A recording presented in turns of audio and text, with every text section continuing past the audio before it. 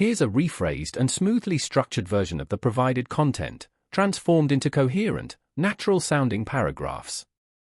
The tariff war that never was. Donald Trump believed that his threat of a 100% tariff on foreign-made vehicles would intimidate automakers into compliance.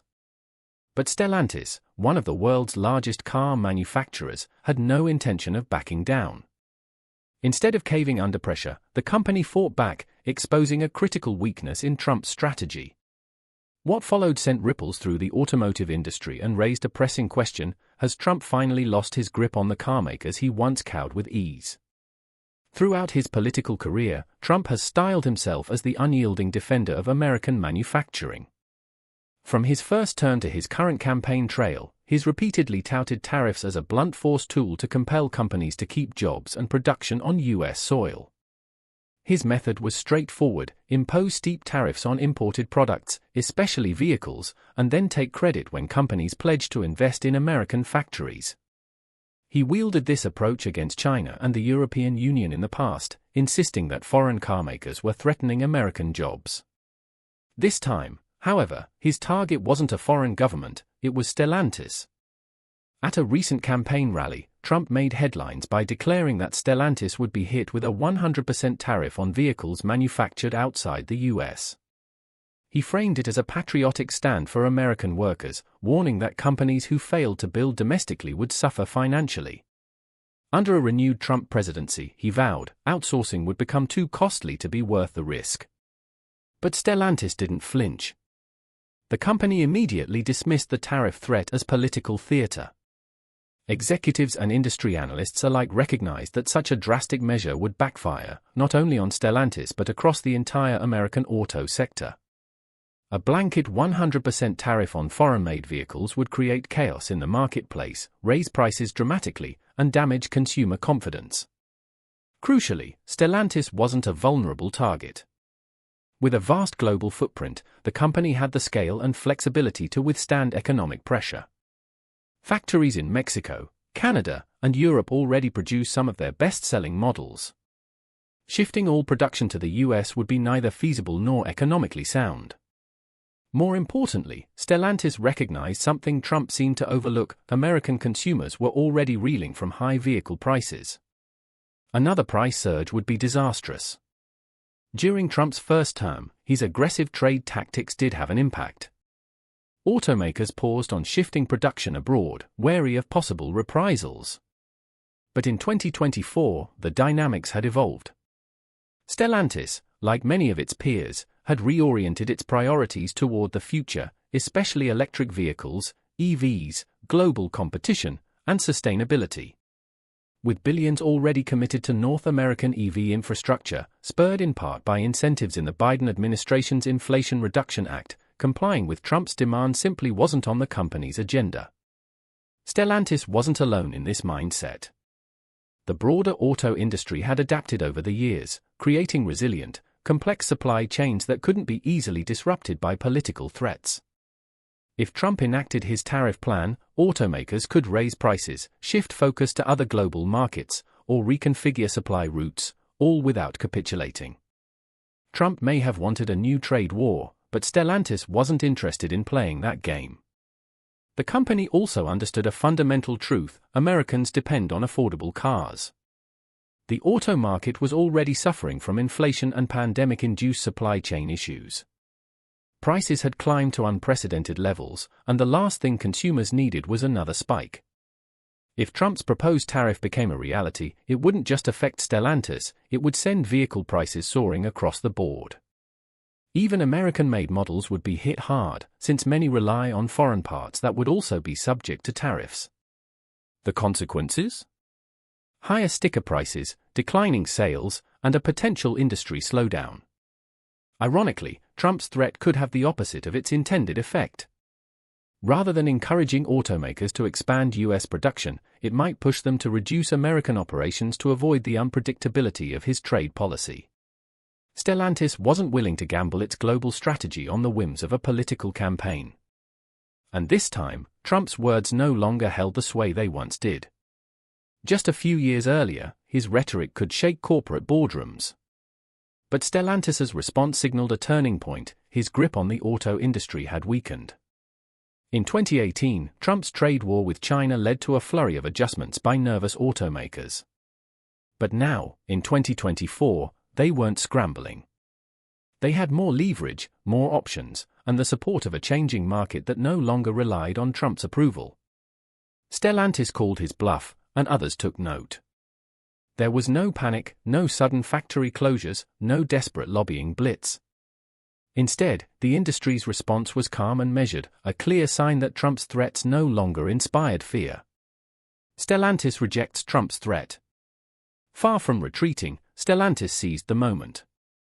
It didn't just reject Trump's tariff threat, it turned the confrontation into an opportunity to assert its independence. CEO Carlos Tavares made it clear that Stellantis would not base business decisions on campaign rhetoric. The company would continue to follow market forces and consumer demand, not political pressure. It was a direct rebuke to Trump's efforts to strong-arm the industry into compliance. Then came the move that no one saw coming. Rather than rush to build more factories in the US, Stellantis announced an expansion of its international footprint.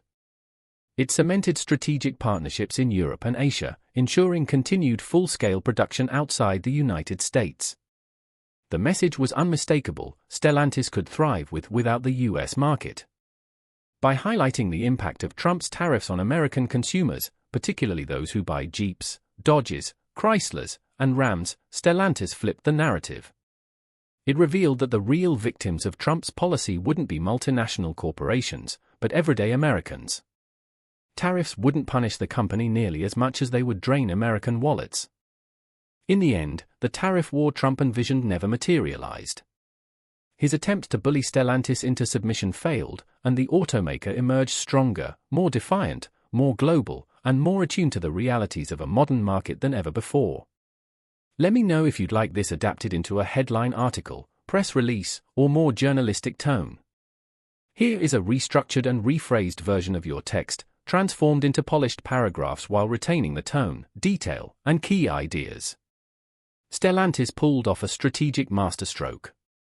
By expanding its global footprint, the automaker made it clear that it wasn't beholden to the whims of US politics. Trump's threats, once seen as formidable, suddenly looked hollow. The message from Stellantis was unmistakable: if American policies became too erratic, they had other markets to lean on. This calculated move shattered Trump's leverage. He could impose tariffs if he wanted, but Stellantis wouldn't be the one bearing the brunt. The real damage was to Trump's image of control, especially as other automakers took notice. Ford, GM, and Toyota saw Stellantis push back and prevail. That success emboldened the entire industry, signaling a turning point. Instead of rushing to comply, companies began to resist. And just like that, Trump's grip on the auto sector began to slip. Stellantis understood a fundamental truth that Trump seemed to overlook: tariffs are a double-edged sword. While the former president promised that such penalties would bring jobs back to the US, Stellantis recognized that the global economy no longer operates that way. Automakers now operate with international supply chains and diversified markets. Instead of yielding to pressure, Stellantis turned Trump's own tactics against him. The company made it clear that if tariffs were enforced, it could easily shift even more production overseas. Far from bringing jobs back, Trump's plan was already unraveling before it even took effect. There was another bold calculation behind Stellantis's defiance. The company correctly assessed that Trump's threats weren't guaranteed to materialize. He was still in campaign mode, throwing out promises of economic punishment, but following through was another matter entirely. Stellantis and others in the industry knew that these threats lacked immediate legal force. That gave them the confidence to call his bluff, without risking actual losses. Just when it seemed Stellantis had landed its final blow, it delivered another surprise. The company announced a massive investment in electric vehicle (EV) production, partnering with top battery technology firms to secure a competitive edge. This wasn't just a smart business move, it was a direct rebuttal to Trump's fossil fuel-focused economic agenda. Trump had long dismissed EVs, arguing they would destroy traditional auto jobs. But Stellantis wasn't interested in that fight. It had seen the writing on the wall. The future was electric, and Stellantis wasn't waiting for political permission to move forward. Trump had built his political identity on the idea that he could dictate the direction of American manufacturing. His America First rhetoric painted him as the kingmaker of industry. But Stellantis shattered that illusion. The auto industry no longer feared Trump's bluster. In fact, it had grown confident enough to challenge him and win. This marked a crucial shift in the balance of power. If Stellantis could stand firm, what was stopping other corporations from doing the same? The answer, as it turned out, was nothing. Rather than caving to Trump's demands, Stellantis revealed a game-changing announcement. But it wasn't the one Trump had hoped for. The company announced major new EV investments, not in the US, but in Europe and Mexico. This wasn't just a routine business decision, it was a direct challenge to Trump's economic worldview. For years, Trump had pushed automakers to bring jobs back to American soil, threatening massive tariffs on foreign-made vehicles. Stellantis's move, however, made one thing undeniable: Trump's influence over the auto industry had diminished. Stellantis's decision went beyond simply resisting Trump. It was about securing future relevance in the fast-evolving EV market. Europe's demand for electric vehicles was surging, and Stellantis positioned itself to meet that demand head-on. The expansion into Mexico ensured lower production costs while maintaining access to the North American market. Meanwhile, in Europe, Stellantis tapped into generous government subsidies and advanced battery technologies, advantages the US couldn't currently match. Trump had hoped to coerce companies into shifting operations back to the US.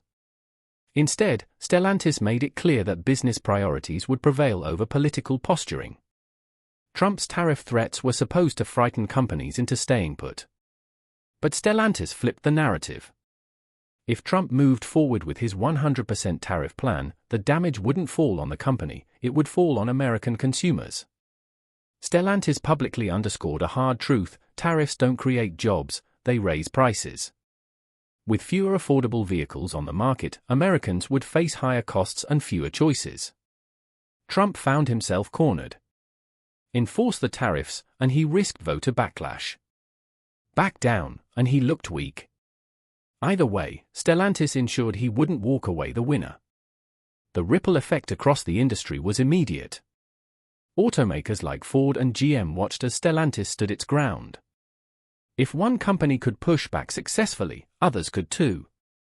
Industry analysts began questioning the effectiveness of Trump's trade strategy, which increasingly appeared out of touch with today's globalized market. Instead of pulling companies back to US soil, Trump's policies were driving them farther away. Unfortunately, American workers and consumers were caught in the middle. Many had hoped Trump's policies would bring jobs home. But Stellantis's decision revealed the brutal reality: companies would always prioritize profit over politics. Consumers, meanwhile, faced the prospect of skyrocketing car prices if tariffs took effect. The very people Trump claimed to protect would end up shouldering the burden. This wasn't just about corporate strategy, it was about power.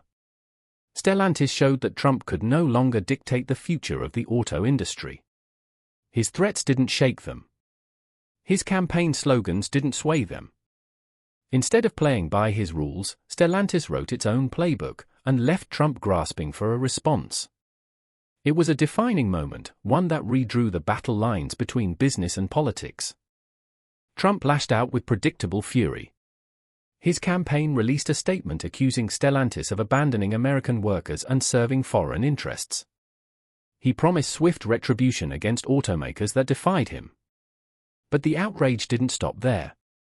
Trump launched into a full-scale social media tirade, calling the move a betrayal and vowing punitive tariffs if re-elected. The performance was meant to project strength, but behind the scenes, the reality was far less commanding. Economic nationalism has always been central to Trump's brand. Promises to restore American jobs formed the backbone of both his 2016 and 2020 campaigns. But Stellantis exposed the weakness in that narrative. The company wasn't afraid of Trump's bluster, it challenged him head-on. And that challenge hit a nerve. For years, Trump had used tariffs to intimidate corporations. But this time, Stellantis didn't flinch. Instead of retreating, it doubled down on its international strategy, sending a clear signal: Trump's influence was fading. Trump's threat of 100% tariffs was supposed to send shockwaves through the industry. But instead of triggering panic, it exposed how little power he now held. Stellantis called his bluff. And in doing so, the company didn't just defend its own position, it delivered a public rebuke of Trump's entire trade agenda. The implications were far-reaching. The backlash extended beyond the political sphere, igniting a national debate. Economists and industry analysts quickly warned that Trump's tariff plans would backfire. Rather than revitalizing U.S. manufacturing, they would likely drive prices up for American consumers. Stellantis had flipped the script, portraying Trump, not the automakers, as the one threatening American livelihoods. The company's messaging hit home: families, not corporations, would bear the cost of Trump's trade war. If tariffs were implemented, car prices could spike overnight. Industry leaders began to openly question whether Trump's policies were helping or hurting. For the first time, his economic promises started to look like liabilities instead of assets. Trump, long hailed as the master negotiator, now faced a new reality. His image as the corporate deal-maker-in-chief took a major hit. If a global automaker like Stellantis could defy him so publicly and get away with it, then the aura of control he once wielded was gone. This wasn't just about one company pushing back. It was a sign of the times. The power dynamics between business and politics had shifted, and Trump was no longer holding the reins. Let me know if you'd like this split into sections with subheadings or condensed further for publication. Here is a fully restructured and rephrased version of your content in cohesive paragraph form, retaining the original meaning while improving flow, tone, and readability. Stellantis's defiance shakes Trump's economic agenda. Stellantis's decision to stand its ground in the face of Donald Trump's tariff threats has sent shockwaves through the auto industry, and perhaps even more significantly, through Trump's carefully cultivated image as a business-savvy leader. The fear that once kept corporate giants in line appears to be fading. If Stellantis can openly defy Trump without immediate consequences, what's to stop others from following? That's precisely what worries the former president. His worst nightmare is now unfolding, losing control over the very industries he once claimed to champion. Trump has made it clear that his tariff threats remain active, and if he wins another term, he's expected to double down on aggressive trade policies. However, the climate has changed. The auto industry, once cautious and compliant, is beginning to question whether Trump's strategy still holds power. Stellantis may have exposed a fatal flaw in his plan, a plan that relied on the assumption that corporations had no choice but to return jobs to the U.S. In reality, Stellantis proved companies have far more flexibility than Trump anticipated. Instead of bending to political pressure, they simply adjusted their strategy and expanded globally. This bold move revealed the unintended consequences of Trump's tariff-based approach. Designed to protect American jobs, tariffs often backfire by raising costs for consumers. When automakers face hefty import taxes, those expenses are passed on to buyers, making American-made vehicles less affordable and ultimately less competitive. Instead of creating jobs, such policies can incentivize companies to invest elsewhere, undermining the very goals they were meant to achieve. Trump's trade strategy also appears to ignore the interconnected nature of today's global economy. Automakers like Stellantis don't rely on a single country for production. With facilities in Europe and Mexico already in place, relocating operations is not only possible, it's practical. Tariffs don't stop expansion abroad, they merely reshape how and where it happens. In this case, they spurred Stellantis to double down on its global footprint, not retreat to U.S. soil. If tariffs truly worked as intended, companies would be scrambling to build factories in the United States. But Stellantis's actions suggest otherwise. Rather than investing domestically, they sidestepped Trump's threats altogether. That decision struck at the heart of Trump's economic messaging, which has long emphasized bringing manufacturing back to America. With Stellantis pushing back and thriving, other automakers are beginning to reconsider their own strategies. Contrary to Trump's frequent claim that tariffs punish foreign competitors, it's often American consumers who pay the price. Rising import costs ripple through the market, making new vehicles less accessible for middle-class buyers and potentially dampening sales across the board. Stellantis recognized this and framed their resistance not as a political statement, but as an economic one. By focusing on how tariffs would hurt American families, they positioned themselves as a rational counterweight to what they saw as flawed policy.